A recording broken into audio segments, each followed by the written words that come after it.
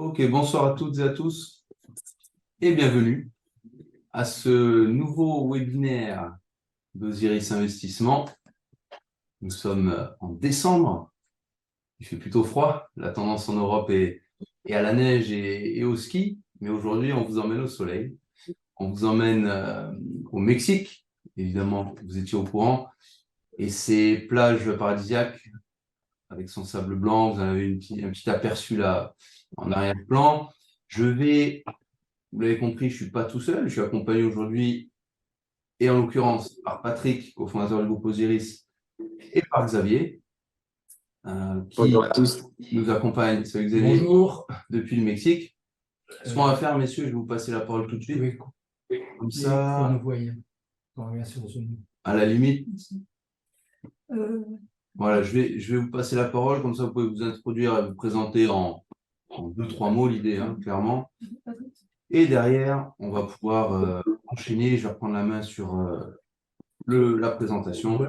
Voilà. Patrick, je t'en prie. Voilà Xavier. Donc moi, je suis Patrick. Voilà Xavier qui est au Mexique. Au Mexique, il est plus tôt qu'en France. Bonjour Xavier, comment vas-tu? Bien, bien. Il fait beau, le ciel est bleu. J'espère qu'on va vous apporter un petit peu de soleil. Bon, ok. Donc, en quelques mots, euh, pour préciser, le Mexique intéresse Osiris depuis un certain nombre d'années à titre professionnel.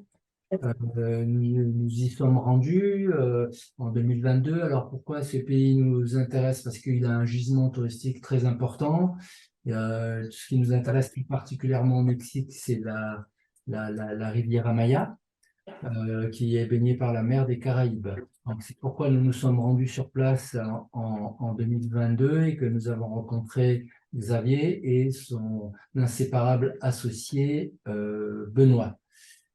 On va revenir maintenant à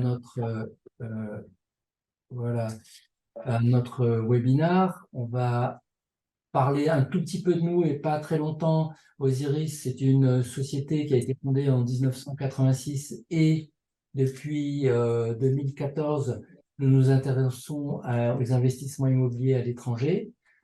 Osiris, on a une expérience donc dans la réalisation de programmes immobiliers, la gestion immobilière. Et donc, depuis 2014, nous nous sommes implantés sur l'Asie.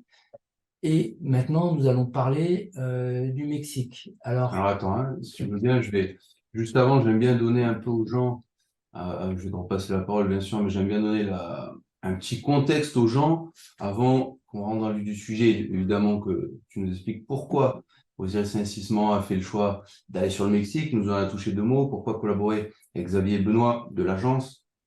Donc, vous êtes ici là pour la plupart d'entre vous, ou clairement les investisseurs que l'on accompagne en France et sur les pays limitrophes européens.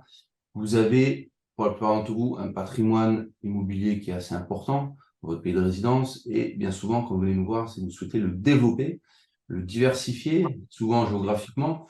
Et l'idée, très clairement, pour un investisseur immobilier qui est déjà assez présent sur son marché local et son pays de résidence, l'idée d'aller sur l'international, c'est développer géographiquement son patrimoine et développer ses actifs, donc aussi donc à l'international évidemment, mais aussi pour certains dans d'autres devises.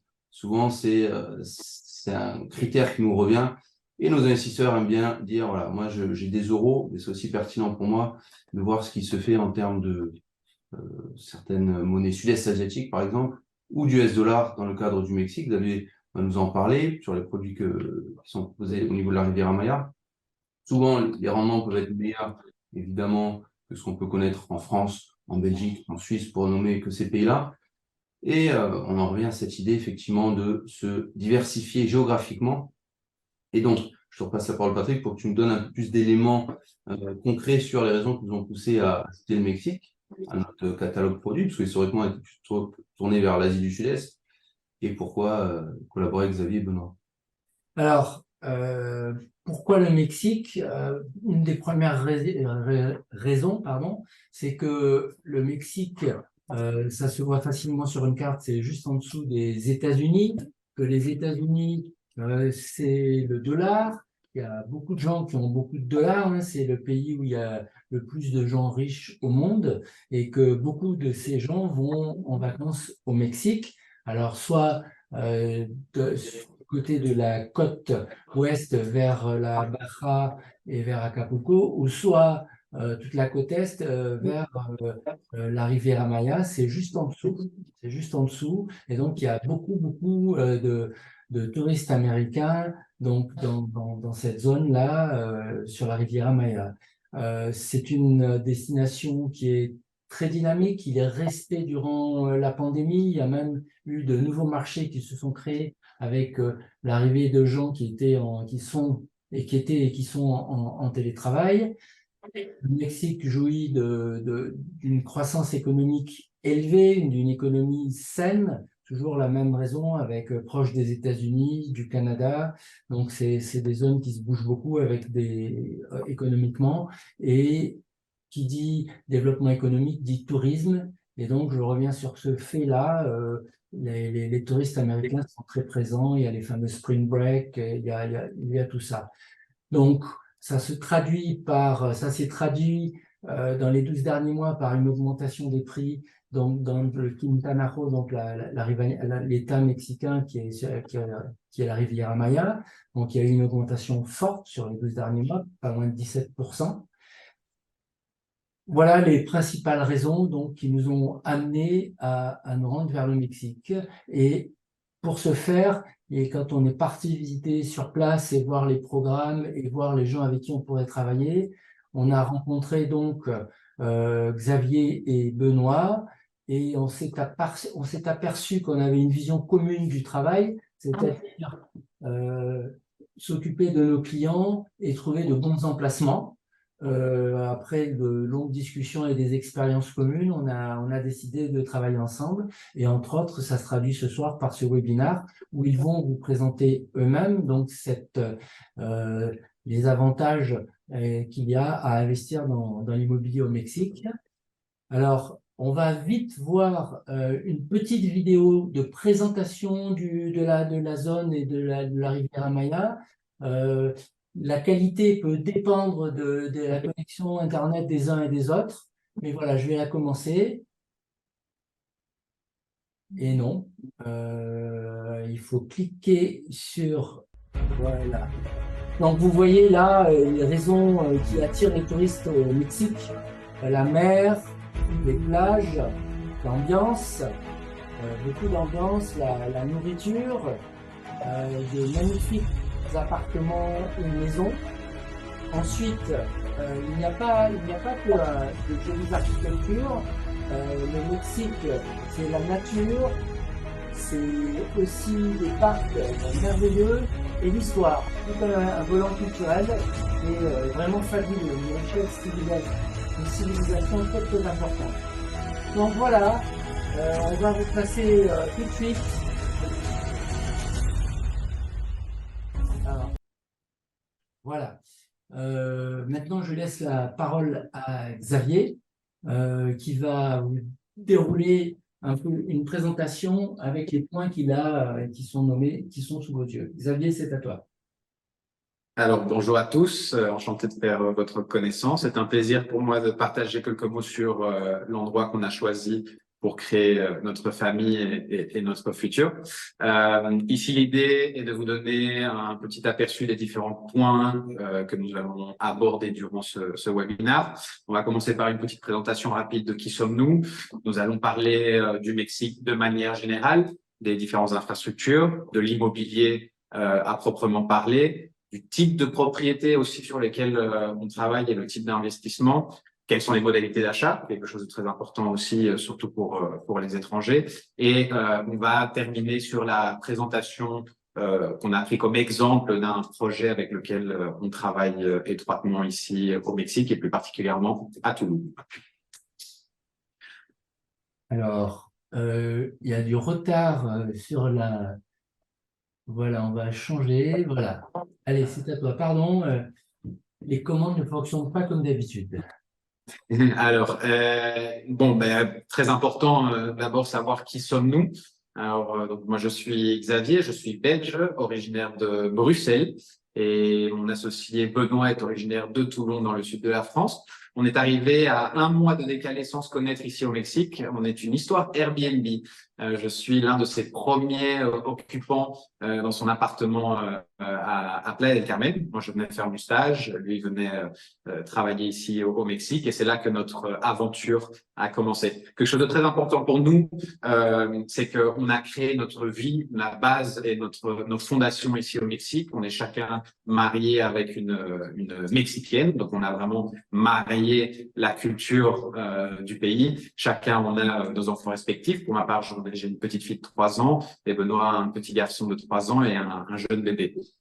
Donc voilà, c'est pour que vous sachiez que on est implanté de manière permanente ici au Mexique. Et je voulais aborder rapidement la sélection du logo qu'on a fait quand on a créé l'entreprise, parce que c'est très important pour nous. Il représente la vision que l'on a du rapport avec chacun de notre investisseur. Donc c'est la triqueta. La triqueta, c'est un logo CELT qui représente 3 éléments indissociatifs les uns des autres, que l'on reprend avec Benoît d'un côté, moi de l'autre, et chaque investisseur comme élément indissociable au niveau de l'aventure dans l'immobilier et ici au niveau de l'accompagnement. Aussi, quelque chose de très, très important, comme on est nous-mêmes investisseurs ici au Mexique, on connaît les questions, les difficultés et tout ce qui va avec le fait d'investir dans un pays qui n'est pas le sien. Donc, pour nous, le service est primordial. On a ce qu'on appelle un service 360, c'est-à-dire qu'on ne fait pas… On fait de l'immobilier, mais pas que de l'immobilier. On fait vraiment de l'accompagnement qui va du jour J, du premier jour de la rencontre, de déceler quelles sont les nécessités et les besoins de chacun de nos clients, la prospection de projets et de propriétés, l'accompagnement au niveau de l'achat, l'accompagnement légal, bien sûr, mais avec tout ce qui s'ensuit, une fois la livraison du bien, on aide nos clients au niveau de la décoration, au niveau de l'ameublement. On a des partenaires avec des designers d'intérieur qui travaillent super bien et avec aussi notre petite touche, car on sait ce qui va, ce qui marche, ce qui marche pas. Et aussi au niveau de la gestion locative, parce que c'est toujours la grande question. J'achète un bien et après. Évidemment, la gestion locative est primordiale au niveau des rendements et au niveau du bon fonctionnement d'une propriété. Et du coup, nous, on gère certaines propriétés à Playa del Carmen, mais on a des partenaires différents endroits à Playa, Tulum, Cancun pour aider nos clients au niveau du property management qui suit.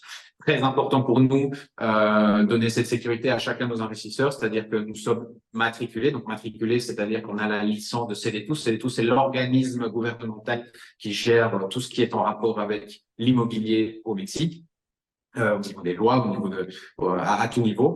Et donc, nous avons chacun, bien sûr, notre licence comme agent immobilier certifié, mais nous avons également l'entreprise, l'agence, qui est certifiée avec sa propre licence. Donc, c'était quelque chose de très important.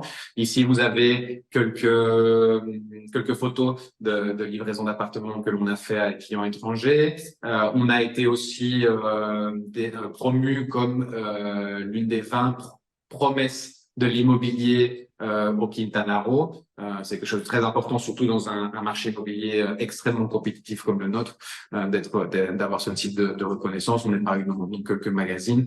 Donc voilà, c'est très important. On fait également partie de l'association AMPI, qui est une chambre de commerce qui aide le gouvernement et la CDTOUS aussi à réguler et à voir ce qui marche et ce qui ne marche pas sur le marché immobilier. Alors ici, l'idée, c'est de vous donner un panorama général du Mexique et du Quintana Roo tout particulièrement. Donc, c'est un pays qui est très grand. On parle de plus de 3 fois et demi la France, avec plus de 130 millions d'habitants. La monnaie est le pesos mexicain. Et aussi, ce qu'on voulait vous montrer, qui est très, très important, c'est la part de marché que représente le Quintana Roo comme État au niveau du tourisme. Le Mexique est la 6e puissance touristique mondiale. Donc, c'est déjà quelque chose de très, très important pour nous, avec les aéroports comme l'aéroport de Cancun, qui est un aéroport extrêmement connecté avec tous les continents. On a des vols directs sur presque le monde entier. C'est un des aéroports les plus importants d'ici, avec par exemple Atlanta aux États-Unis. Le total du tourisme représente plus ou moins 38 millions de touristes par an, sur lesquels le Quintana Roo capte un peu plus de 19 millions. Donc voilà, on a eu une croissance permanente. On n'a jamais eu de baisse de croissance à ce niveau-là, donc c'est aussi très prometteur pour les années qui viennent, avec un taux d'occupation hôtelier au-dessus des 70% annuels, ce qui est au niveau de l'hôtellerie quelque chose de très très positif. Et on va aussi vous parler un petit peu des macro-projets que l'on a au jour d'aujourd'hui sur le Quintana Roo de manière générale et sur la péninsule en particulier, à savoir qu'au jour d'aujourd'hui, le gouvernement fédéral mexicain, avec ses 4 projets, représente le plus gros investissement sur tout le pays. Donc voilà, c'est le gouvernement lui-même a les yeux posés sur le Quintana Roo et le Yucatan, qui sont très très importants au niveau touristique et au niveau financier pour le pays. On a 4 macro-projets au jour d'aujourd'hui qui sont les plus importants. On a déjà le train Maya, je ne sais pas si vous avez déjà entendu parler, mais bon, c'est assez exceptionnel, c'est unique. Donc c'est un train de plus de 1500 kilomètres de rails qui va relier toute la péninsule avec différents États. On a le Chiapas, on a le Yucatan, le Quintana Roo et Campeche. Et il va connecter bien sûr les pôles touristiques les plus importants et aussi les ruines les plus importantes de toute la zone. Donc au niveau du tourisme et de la facilité du tourisme, ça va donner une croissance assez intéressante. On a l'aéroport de Tulum qui a ouvert ses portes il y a quelques jours. Il y a une semaine, on a eu les premiers tests et il y a quelques jours, on a eu les premiers arrivants touristes à l'aéroport de Tulum. Ça représente plus ou moins 5 millions en plus de touristes sur l'année, rien que pour Tulum. Donc, au niveau de la croissance de Tulum, ça va être quelque chose de très, très, très important et à suivre. On a le parc Jaguar, qui est une donation du président de plus de 1500 hectares supplémentaires pour un parc national protégé, et le pont Nictupé qui va connecter le centre de Cancun et la zone hôtelière. Pour ceux qui ne savent pas, la zone hôtelière de Cancun démarre au niveau de l'aéroport, fait toute une boucle avec la lagune d'un côté et la mer de l'autre, et ressort de l'autre côté de Cancun. Et l'idée, c'est aussi de faciliter un peu le trafic. Et donc, c'est un pont de plusieurs kilomètres qui va traverser la lagune. Ce sont des investissements colossaux et ils sont faits ici au Quintana Roo. Donc, voilà, ce sont des éléments très importants. Si tu le permets, Xavier, on voit, ça illustre ce que je disais tout à l'heure, l'étendue du gisement touristique avec multifacettes, la mer. Je l'évoquais, les ruines qui sont magnifiques. Il y a toute une civilisation qui est présente encore. Et donc, à notre époque, ce sont des éléments très importants pour attirer des touristes, bon, comme je le disais, principalement des États-Unis, mais du monde entier. Et petit détail d'Européens, les dimensions sont extrêmement grandes au Mexique. J'avais une amie mexicaine qui était venue en Europe et elle trouvait tout petit ici, hein. Xavier a parlé d'un train de 1500 km de long. Voilà, c'est vraiment important. Il faut l'avoir en tête. Donc, il y a beaucoup de place pour du développement touristique à venir. Exact. Alors ici, notre idée était de vous donner un peu un visuel sur la croissance sur les 40 dernières années du Quintana Roo, et on va dire des trois villes les plus importantes qui sont Cancun, Playa del Carmen et Tulum. Qu'est-ce qu'on veut vous montrer avec cette map? De un, la force de croissance que chaque zone a perçue et a vécue, et l'espace qu'il nous reste à développer. Et en gros, l'idée était surtout de vous montrer que on a encore de très très belles années et pas mal d'années devant nous, très très frugales au niveau de la croissance des différentes zones. Donc c'est toujours le bon moment pour venir investir au Mexique. Xavier, pourrais-tu nous donner une idée approximative du nombre d'habitants pour Tulum, Playa del Carmen et Cancun? Oui, bien sûr. Alors, Cancun, on parle de plus de 900 000 habitants au jour d'aujourd'hui, avec évidemment la perspective sur l'année suivante de passer le million d'habitants. Et ensuite, on a Playa del Carmen avec plus ou moins 330 000 habitants, pardon, qui a aussi connu une croissance exponentielle. Et Tulum, on est au-dessus des 46 millions d'habitants aujourd'hui. Alors moi, je me rappelle d'être passé à Playa del Carmen il y a 25 ans, il y avait beaucoup moins d'habitants, hein. Moi, pour la petite anecdote, j'ai les parents d'un de mes meilleurs amis qui sont venus à Playa del Carmen pour leur lune de miel. Je parle de ça il y a quelques années. Ils m'ont montré des photos. C'était quelques rues en terre et des cabanes sur la plage et c'était tout. Donc voilà, on parle de zones qui sont complètement différentes et qui vont évolutionner évidemment avec le temps.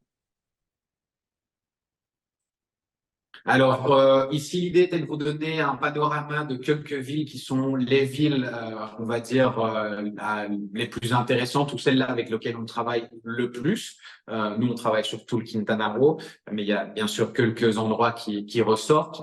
L'avantage qu'on a, c'est qu'on a une diversité de villes avec des personnalités, des styles et des ambiances complètement différentes. Donc ça fait partie de la personnalisation, bien sûr, qu'on fera plus tard quand vous prenez contact avec Osiris et qu'on sera sur une approche plus personnalisée.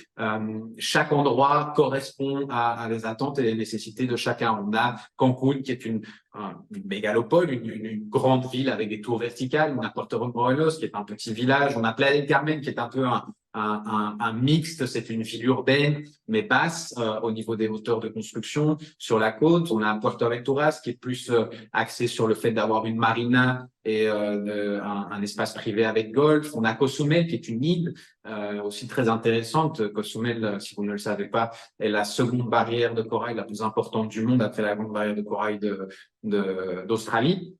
Donc au niveau du tourisme aquatique et surtout au niveau de la plongée, par exemple, c'est dans les endroits les plus importants du monde. Et on a Tulum qui est très à la mode, qui est un peu notre Ibiza du continent, avec un style plus boho-chic et des constructions et un style architectural très intéressant aussi.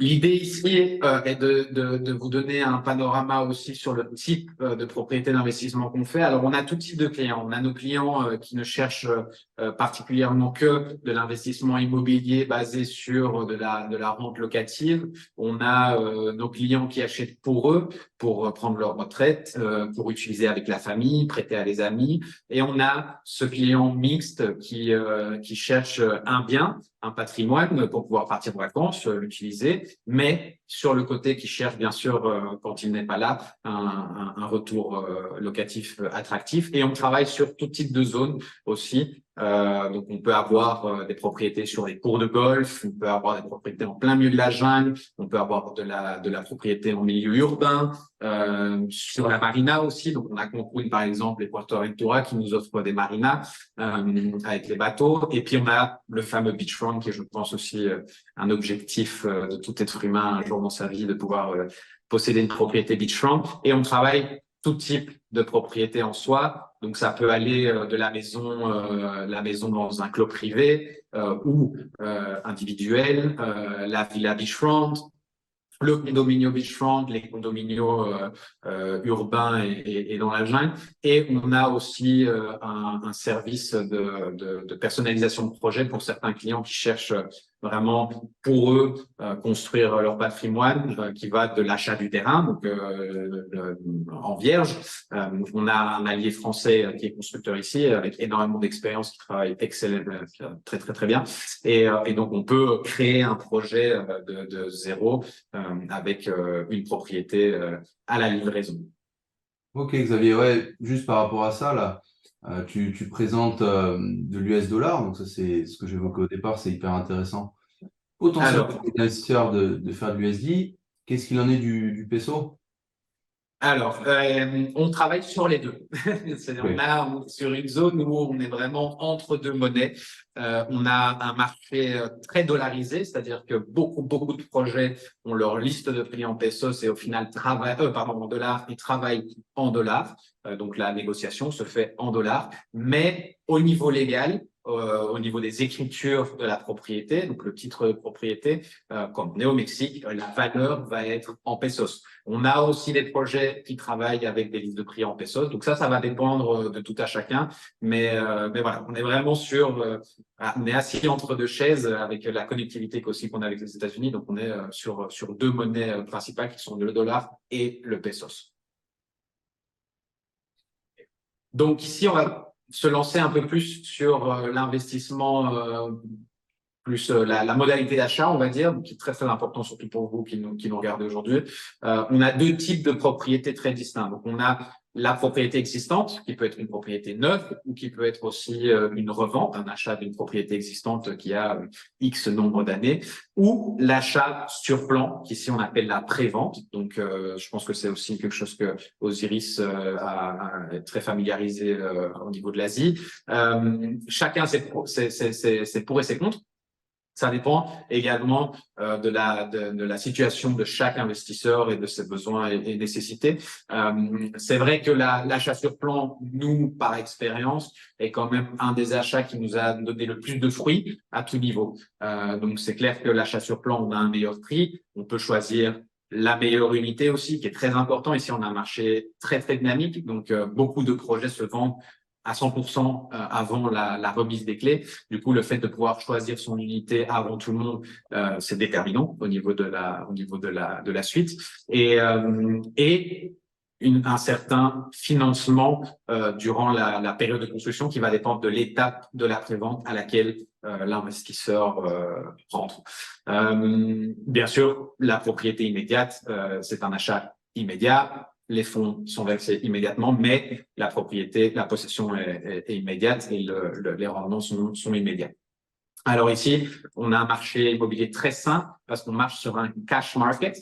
La grande majeure partie de nos clients achètent cash, on ne fait pas de financement. Il y a vraiment que les Mexicains, le marché mexicain qui a du financement, mais sinon, c'est très, très intéressant de voir un marché aussi sain. Et on n'a du coup pas de financement pour étrangers. Le seul financement qu'on va retrouver, de manière générale, c'est le temps de construction et le temps avant la livraison physique du bien. On a deux types d'achats. Alors ça, c'est très, très important aussi. On a la société, la création de société que nous, on recommande à partir de 3 propriétés. C'est une balance coût qui est intéressante à partir de 3 propriétés ou de la situation, bien sûr, financière de chacun. Mais la plus commune, c'est ce qu'on appelle ici le fideicomiso ou le trust. Alors, qu'est-ce que c'est le trust?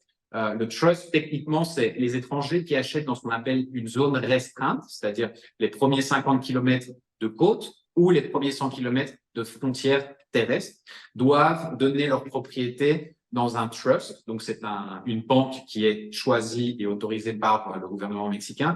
Et la banque administre la propriété pour l'investisseur.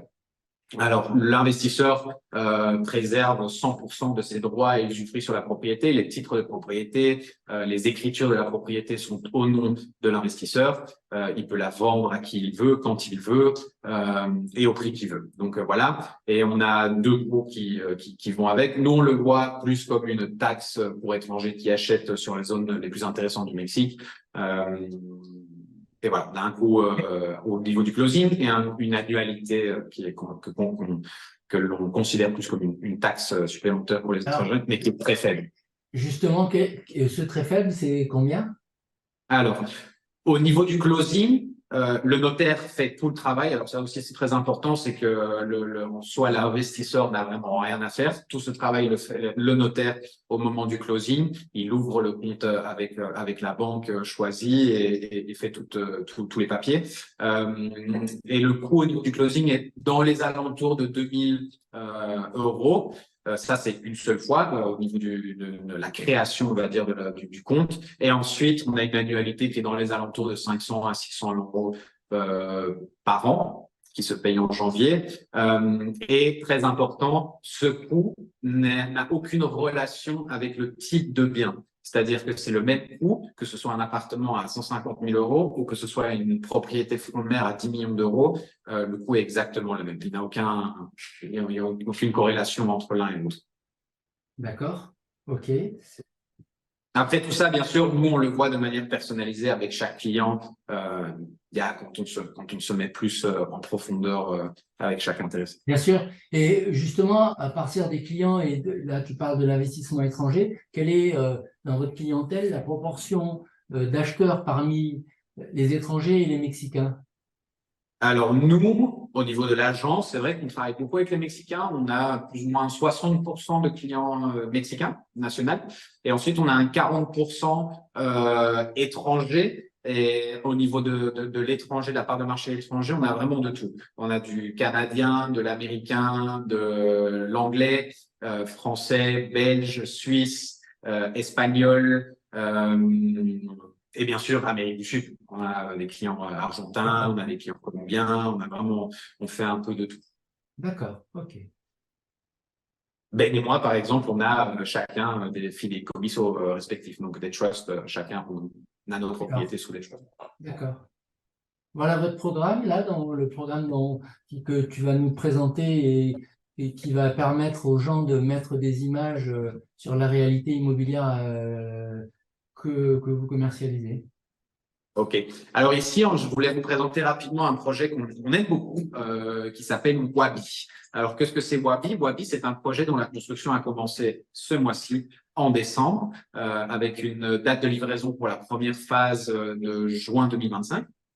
On parle de plus ou moins 250 unités sur un terrain de 1 hectare. 1 hectare, c'est considéré comme les grands terrains pour les développements immobiliers. Il y en a quelques-uns qui sont un peu plus grands, mais on va dire que ça fait partie des 80% des gros projets qu'on a. Alors ici, c'est un projet vraiment 100% focalisé sur l'investissement immobilier. Et on peut dire particulièrement étranger, car c'est vraiment une solution complète faite pour qu'un client puisse acheter depuis chez lui, sans même jamais devoir venir, bien sûr, avec tout l'accompagnement que nous allons, avec Osiris, vous offrir. C'est un projet clé en main, c'est-à-dire qu'il livre les appartements complètement meublés, décorés, comme vous les voyez sur les renders et les photos, avec aussi une solution locative après la livraison physique du bien. On parle d'un concept très Touloum, donc il est situé à Touloum sur une des plus grosses avenues principales de Touloum.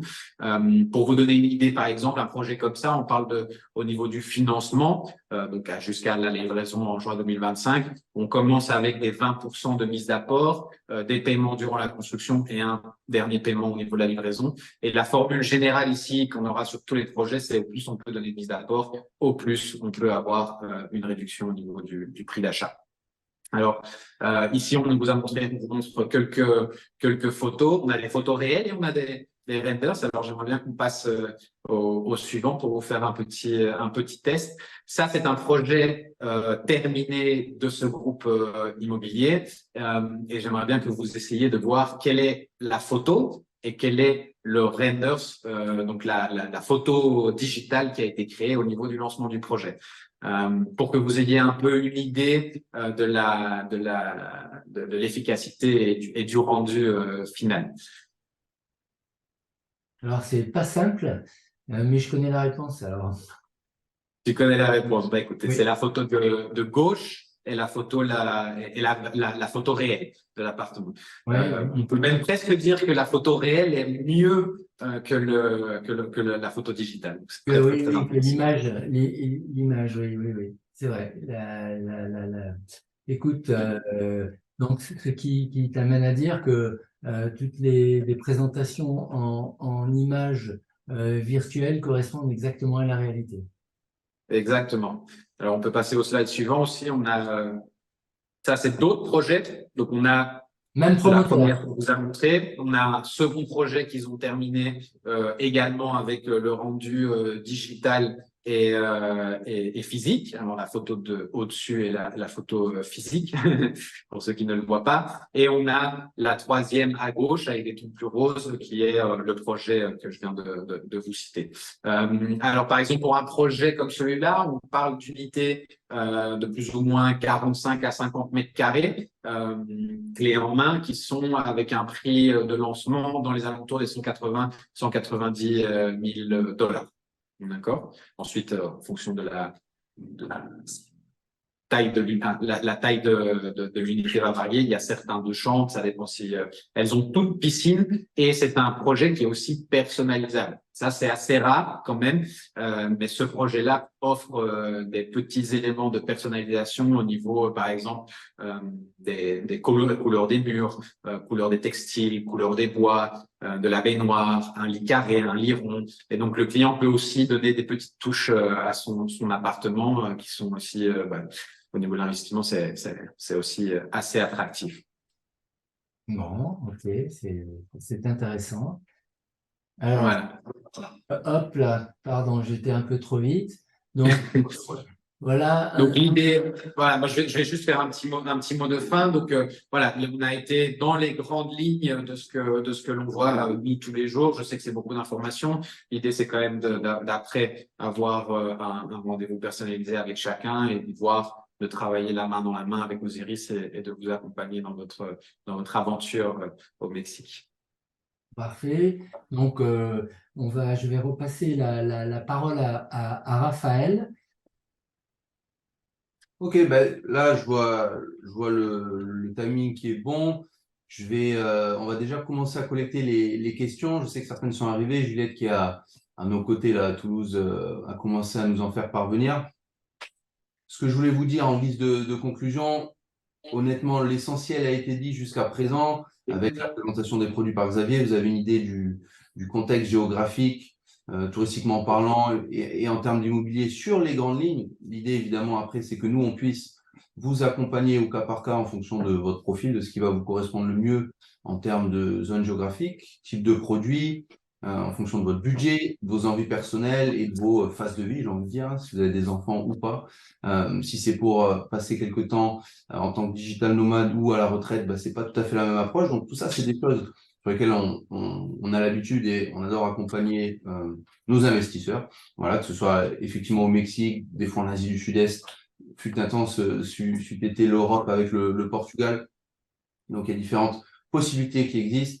L'idée, évidemment aussi, là vous l'avez vu avec Xavier, on travaille uniquement avec des gens, soit en direct, soit avec des gens qui connaissent extrêmement bien leur marché, qui ont de l'antériorité, de l'expérience et du sérieux sur leur marché, ce qui est évidemment le cas avec Xavier et Benoît, et c'est ce qui a fait, comme le disait Patrick, on collabore entre l'agence et Osiris. Tout ce qui est vérification légale, aide à la paperasse administrative, comme on aime bien le dire en France, mais démarches administratives, globalement, c'est des choses qui sont cernées en amont pour vous, évidemment. Donc là, typiquement, dans le cadre de produits de la Riviera Maya, Xavier est rompu aux différents documents et autres raccourcis qui peuvent être bons à connaître, et que les réseaux locaux, ça c'est toujours important. Et ensuite, je vous dirais que en termes de déroulé du processus d'acquisition, il est assez simple. Il est globalement, j'ai envie de vous dire la même chose que si vous achetiez en France, à la différence près que vous allez ou pas vous rendre sur place. C'est toujours bien d'aller voir sur place pour se rendre compte par soi-même son ressenti personnel. C'est ce que j'aime bien dire aux investisseurs qu'on accompagne. Bien évidemment, ça peut être fait à distance. Ça va. C'est bien de le dire, mais c'est évident. Et puis tout ce qui est, encore une fois, signature de contrat et processus légal, tout ça peut être fait en amont, jusqu'au moment où vous allez vous rendre sur place pour la remise des clés, souvent symbolique, mais après, ça permet d'occuper votre bien. Là, en l'occurrence, sur Xavier, Benoît ou quelqu'un de leur équipe, Xavier en parlera mieux que moi, mais qui pourra vous accueillir le moment venu. Je vous invite à prendre possession de vos téléphones et à prendre rendez-vous, à scanner le QR code là, que vous avez sur votre droite. L'idée, on l'a évoqué tous les trois tout au long de cette présentation, c'est que vous puissiez discuter avec nous et qu'on puisse identifier concrètement ce qui va vous correspondre au mieux, comment on peut répondre à vos questions, à différents questionnements que vous pouvez avoir sur l'investissement à l'étranger s'il s'agit du premier, et après, plus spécifiquement sur le Mexique, comment ça se passe plus concrètement dans votre situation avec vos objectifs personnels. Je vous laisse ça à l'écran. Ce qu'on peut faire là, c'est lister.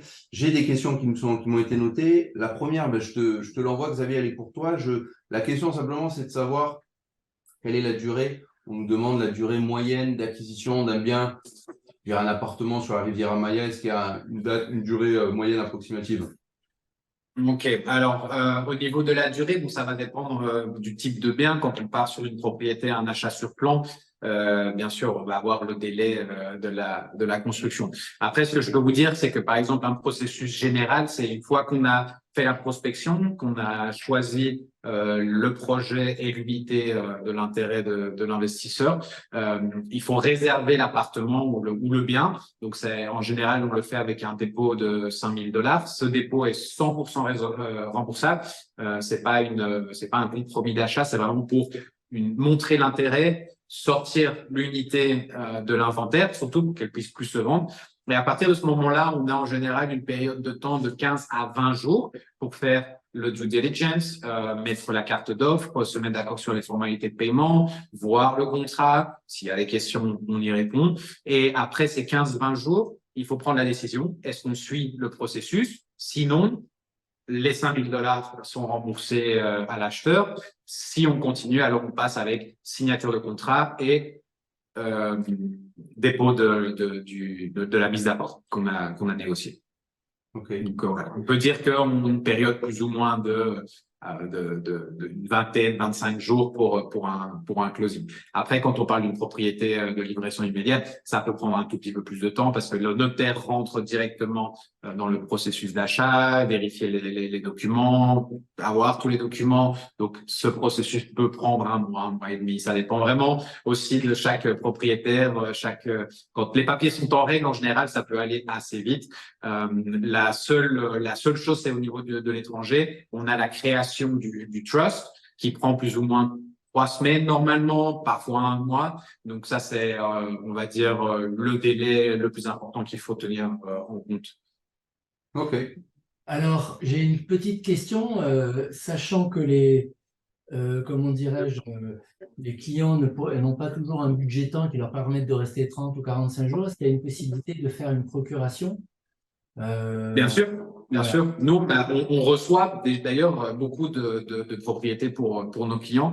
Il faut une procuration notariée. Il y a plusieurs formes de le faire. La plus facile, on va dire, c'est que quand l'acheteur est sur place, à un moment X ou Y, on va chez le notaire. Quand on sait que il ne peut pas avoir la flexibilité de voyager quand il veut, on va chez le notaire, on fait une procuration et du coup, c'est une procuration qu'on appelle limitée, c'est-à-dire que c'est une procuration qui nous donne le droit que de recevoir la propriété et rien d'autre. Une fois qu'on a reçu la propriété au nom du propriétaire, la procuration n'est plus valide. Donc on n'a aucun droit entre guillemets sur la propriété. Ça peut se faire depuis la France. C'est un tout petit peu plus compliqué juste parce qu'il faut la faire traduire, la faire tamponner. C'est un peu plus de processus, mais au final, ça ne change Vous pas. êtes rodé à ça. On n'est pas obligé de rester 45 jours sur place. Voilà. Pas du tout.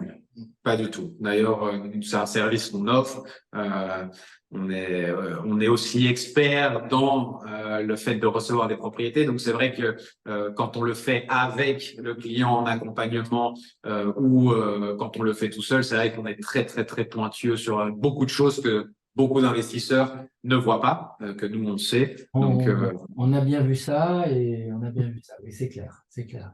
Ensuite, Raphaël? Alors, question de Jean-Luc. Un produit de revente est-il plus coûteux qu'une VFA?